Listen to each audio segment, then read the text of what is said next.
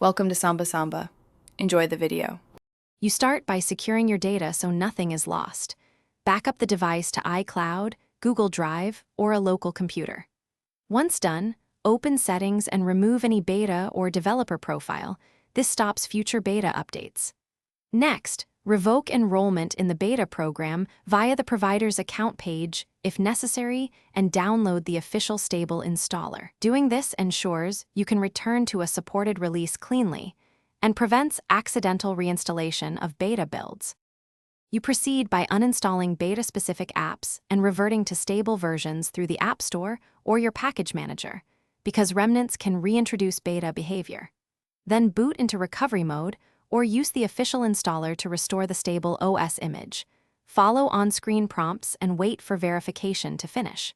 Make sure to reinstall or update device drivers and firmware as needed. This avoids hardware or connectivity issues. If prompted, sign back into accounts to resync settings and data. You finish by confirming the device shows the stable version in Settings About or System Info, because that proves the beta is gone. Once confirmed, restore personal files from your backup and reauthorize any apps or services you use. This restores functionality. If something goes wrong, device won't boot, crashes, or apps misbehave.